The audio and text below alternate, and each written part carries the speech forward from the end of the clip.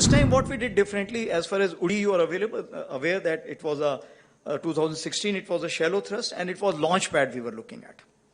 It is basically to convey a message. This time I think that is Pahalgam 25, it was wide and deep where we hit the heartland.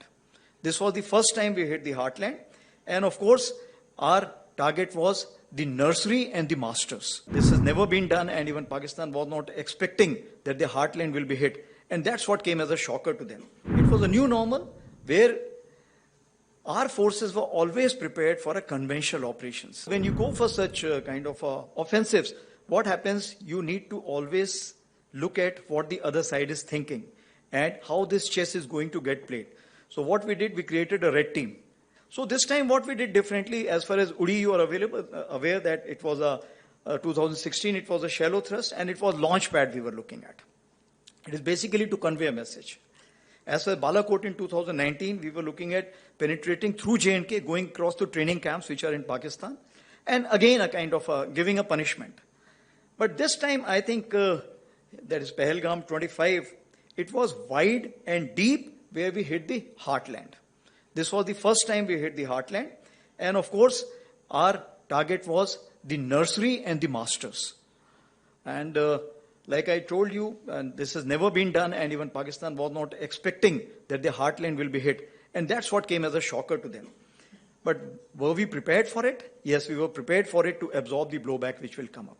So finally we chose 5 targets in Jammu and Kashmir and 4 targets in Punjab, and out of which 2 were with the Air Force, because the kind of ammunition which was required was much more, and at such a long range, if you have to send it, then the options are either with the Army, Navy, Air Force, long range weapons, or with the Air Force. So we decided to go with the Air Force, and it helped us because thereafter all the kind of, if I can say that the rebounds which were taking place or the blowbacks which were taking place. But what is important, it was a new normal.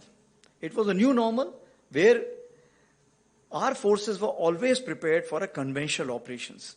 So though we were trying last 1 year that what is grey zone and what is multi-domain operations, but people were still not ready for it. But this is the time that our ground forces were actually playing chess. How many were going forward? How many were staying back? How many were moving somewhere else? So this kind of a chess move was there. So in this chessboard of 64, something was visible, something was not visible. And something which was not visible, maybe other countries may be helping out to kind of make them visible for the adversary. So the force, if you have to kind of look at force orchestration for a military man, it comes in 3 forms. And all these 3 forms you will play a role. Firstly is the force visualization. How he is going to employ his force, how am I going to employ his force, how it will be 2nd day, 3rd day, 4th day, 10th day, 15th day, because you don't know. Because this test match stopped in 4th days. And it could have continued for 14 days also, 140 days also, 1400 days also, we don't know. So we have to be prepared for those kind of things.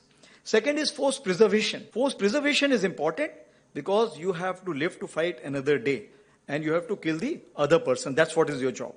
Not to lay down your life unnecessarily. It is to make sure the other person lays down his life and he feels happy about it. And you feel happy by facilitating that. So if that be the case, so force preservation becomes important, and it has a major role. When we talk about the various drillings which are required to be done in the mountains, and so many bunkers of different kind which are required to be made, and if I can say the preemptive actions which are required to be taken, and the third one is application, force application. So these are the 3 domains which we look at as a military man.